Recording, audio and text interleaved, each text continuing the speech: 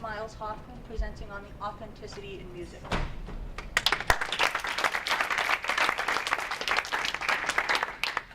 Hi everybody, thank you all for coming to my capstone presentation. As Ms. Garrity said, my name is Myles Hoffman, and today I'm going to be talking to you all about understanding authenticity in the music industry.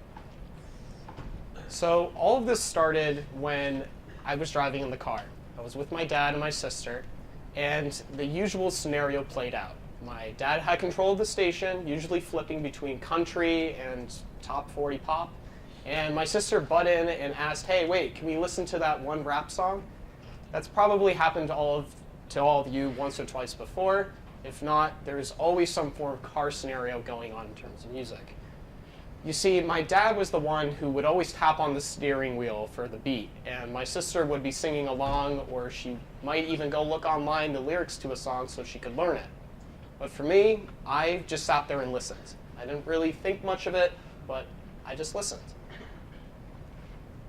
You see, I am a performer and a writer. I've been playing piano since I was 4. I've been playing trumpet since the 4th grade. And I've been writing songs for the past 6 or 7 years. But the thing is, I was confused. I didn't know if that was going to be my overall career path after high school. So I did some digging. I thought a bit, and I realized that I enjoyed more of the industry and understanding what's going behind the scenes than what is actually presented to you. So I'm here to explain to you exactly what is going on in terms of music and how that plays a role in our daily lives. You see, all of us are fans. We all listen to music one way, shape, or another. I mean, just to name a few different artists, you guys all love various artists like Chance, Drake, Taylor Swift, whoever it may be. There's some form of artist that you enjoy or not enjoy, whatever it may be. That being said, the artist is separate from what the music is. The music is this gray area in between the fans and the artist. See, most people nowadays, they mainly just hear music. Everyone knows the example of how jazz is outdated and we only listen to jazz while we're sitting or standing in the elevator waiting for our floor, and then we get off the elevator and then that's it. We don't hear that song ever again. The thing is, that's not how music's supposed to work. It's also kind of concerning how fans only view artists as these idols. Like, we can't be on the same level as them. We're supposed to be viewing them as these upper beings that are supposed to, look down upon us and say, hey, you like my music and I'm making money off of it. Awesome. Thing is, it's so easy for us to take music and use it as the connection between us as fans with the artists we love. So, how does this work? How do you, as individuals, talk to your artists and get to know them more? There's 2 steps. Well, the first step is to listen.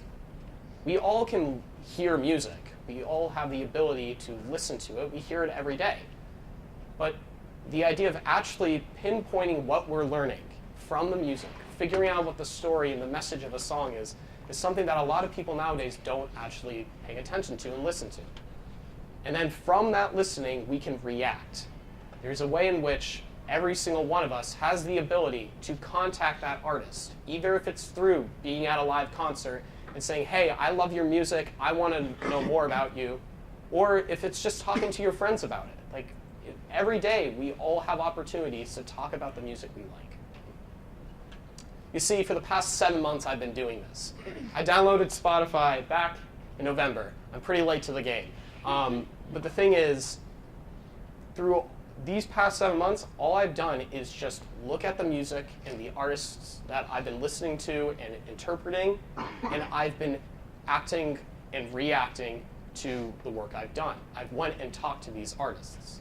So I'm going to play a quick clip of the first artist that I ever interviewed for my Capstone project, and they were the biggest influence to me in terms of my overall music career and what I wanted to do with the rest of my life. So enjoy that.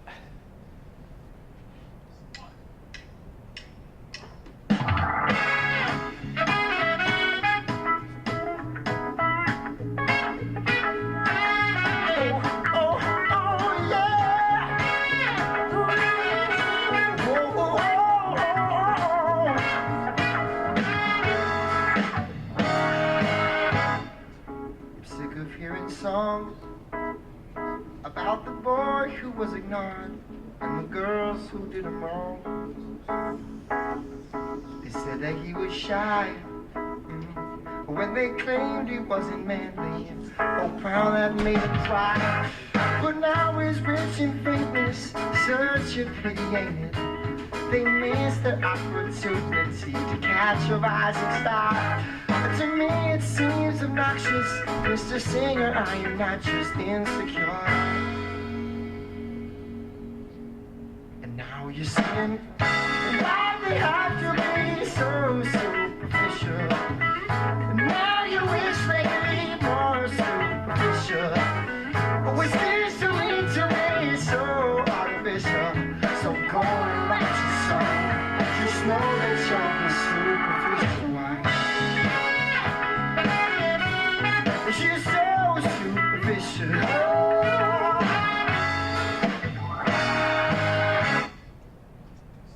So how about that? Pretty good, huh? Yeah.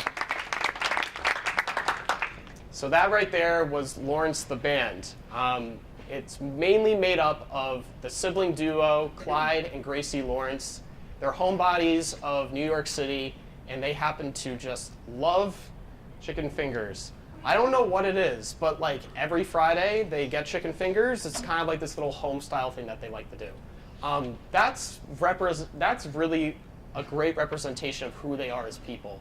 They're very chill, home style kind of musicians, I guess. And the other 6 people in their band are their childhood best friends. It really does not get any more, just curbside kind of music than that. So I really believed in Lawrence as a group because not only are they great as performers, but they're incredible people in terms of their overall mindset and goals. They've mentioned to me how the music industry nowadays is working against the clock. All the music that's being released now is based on the vision of making money and meeting those goals so that you are better than the competition. They don't really care about that. They sell sweatshirts out of their van, and they don't really think much else about how they're portraying themselves as artists. They mainly do it because they love doing it, and that alone is just a great way in which an artist can portray themselves. So I wanted to know more and do more to represent my love for Lawrence. So I went and saw them. I saw them last December. I went to the Sinclair in Cambridge, Massachusetts, just down the street. And I just learned so much about who they were as artists there in the moment. I was front row, and I was taking in all these different kinds of emotions and immersing myself in the experience. And I could definitely tell you right now that any artist that you enjoy, you should definitely go see them live. It's like another level of experience. Not only did I get my sweatshirt signed, but I got a photo with them, and in the matter of only a few minutes, I asked Clyde if he could do an interview with me, if he could be the first person to start my Capstone experience. And with open arms, he said yes. And in 2 weeks from that day, I conducted my interview, talked about his 3 albums, where his band was going to be going, and what that meant for both us as fans and them as artists. So now I'm going to show you my most recent interview I've done with a series of different groups. Let's just say they've created a big impact for me as an individual, because without them, I wouldn't know what I would be doing after high school. So let's take a quick look.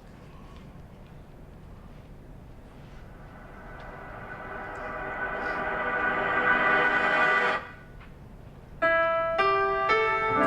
know I was a fool to think that you would wait for me. Why did I let you go? But I can't help but find your picture one more time to see your face light up my phone. I don't know what the future will be holding. All I know is I wanna be holding you. No, I didn't think I needed your love, but you're the only one that I've been thinking of. I'll do anything to get like your love. Said that you want me, said that you want me back. It's Cory Wong!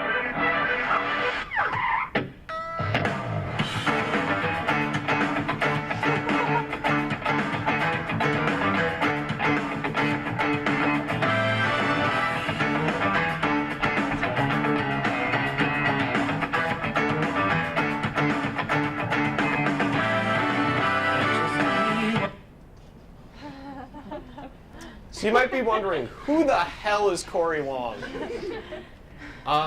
Thing is, I didn't really know who he was either until I did a little research. For the few Wolfpack fans that are out there, he's the guitar player. We all kind of know him. But yeah, he's a rhythm guitar player for a funk fusion group called Wolfpack. And they've really made a huge success in terms of their overall career. And I've just been in love with his overall message and style of music. And I was wondering why he was playing on this track. And I didn't really know who these guys were.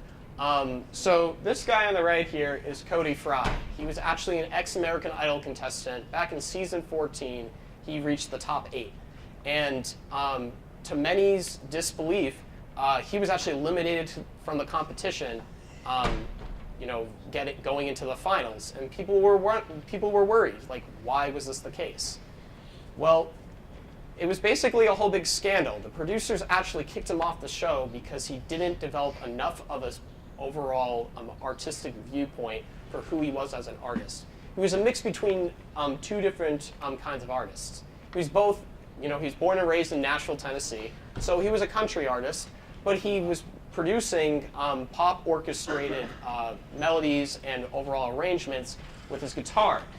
See, the thing is, the world we live in now, the materialistic success of artists is viewed as an importance over the overall authenticity. He represented himself as a separate individual, and yet he was, he was ultimately in trouble for the rest of his career because of that. But he said, you know what, I can't stop here. I need to figure out how to get back on my feet and get myself recognized. So he started up a YouTube channel. And he invited Cory Wong, big name in the funk industry, and this group Dynamo. Now the thing is, I knew Dynamo less than I knew Cory Wong. They were just such a small group, and I didn't know what they had to offer and who they were. Well, they're another funk fusion group, and they're from all over the U.S., and they all convened during university. And supposedly, they actually have a much tighter-knit connection than I thought they did. See, it starts with Cody Fry.